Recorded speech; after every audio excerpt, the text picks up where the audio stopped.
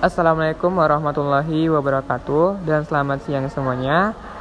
Pada kesempatan kali ini, kami dari kelompok 6 akan mempresentasikan hasil diskusi kami, yaitu tentang model pembelajaran.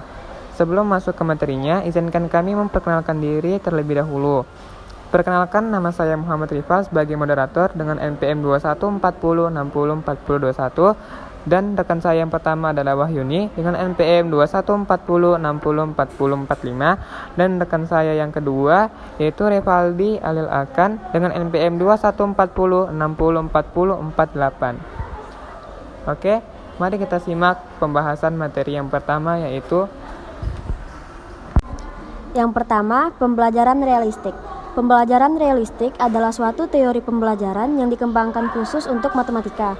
Selanjutnya juga diakui bahwa konsep pendekatan realistik sejalan dengan kebutuhan untuk memperbaiki pendidikan matematika di Indonesia, yang dibebani oleh persoalan bagaimana meningkatkan pemahaman siswa tentang matematika dan mengembangkan daya nalar yang harus dihubungkan secara nyata terhadap konteks kehidupan sehari-hari peserta didik sebagai suatu sumber perkembangan, peningkatan, dan hal praktis yang aplikatif.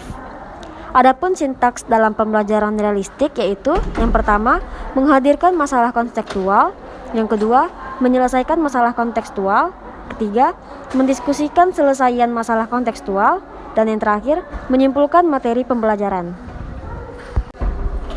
Adapun kelebihan dan kekurangan dari pembelajaran realistik, yaitu yang pertama kelebihan, siswa akan lebih memahami bagaimana suatu soal atau masalah diselesaikan. Yang kedua, siswa akan lebih kreatif dalam menyelesaikan masalah. Adapun kekurangannya yaitu yang pertama, dibutuhkan guru yang mampu memotivasi siswa untuk memahami bukan hanya menghafal. Hal ini tidak mudah karena siswa akan bekerja lebih keras. Yang kedua, pembelajaran berpotensi membutuhkan waktu yang lebih panjang. Baiklah, untuk materi yang kedua adalah pembelajaran secara langsung.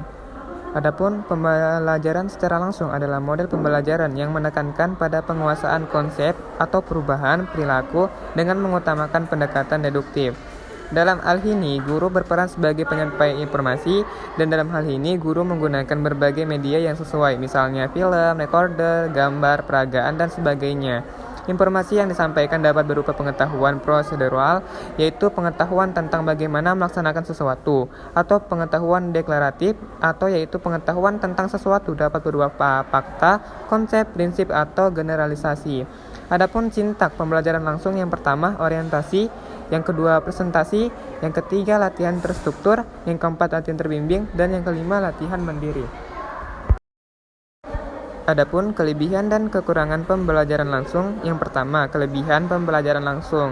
Adapun yang pertama, proses pembelajaran menekankan kegiatan mendengar atau ceramah dan mengamati atau mendemonstrasi dapat membantu siswa yang cocok belajar dengan cara ini. Yang kedua, siswa akan lebih kreatif dalam menyelesaikan masalah. Yang kedua, kekurangan pembelajaran secara langsung.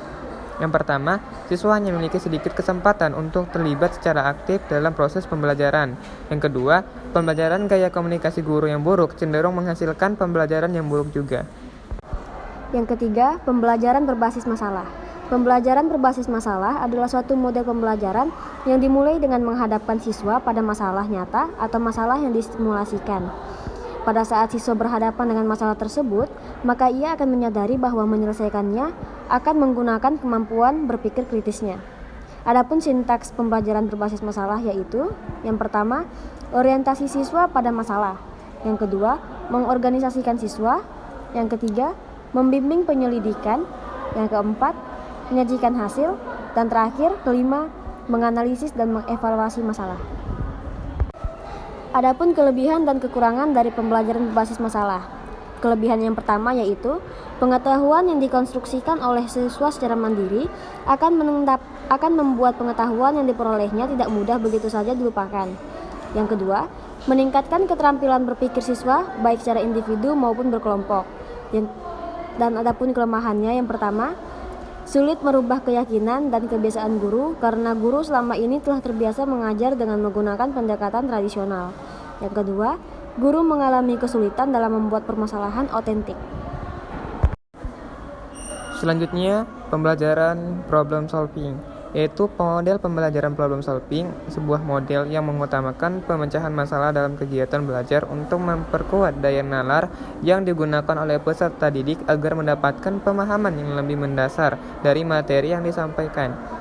Adapun sintaks pembelajaran problem solving, yang pertama merumuskan masalah, yang kedua menelah masalah, yang ketiga merumuskan hipotesis, yang keempat mengumpulkan dan mengelompokkan data, yang kelima pembuktian hipotesis, dan yang keenam menentukan pilihan penyelesaian.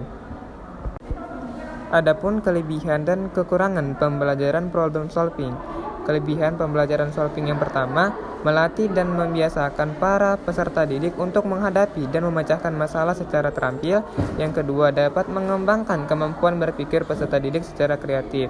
Adapun kekurangan pembelajaran problem solving yang pertama, keberhasilan strategi pembelajaran melalui pembelajaran problem solving membutuhkan cukup waktu untuk persiapan. Yang kedua, tanpa pemahaman mengapa mereka berusaha untuk memecahkan masalah yang sedang dipelajari, maka mereka tidak akan belajar apa yang mereka ingin dipelajari.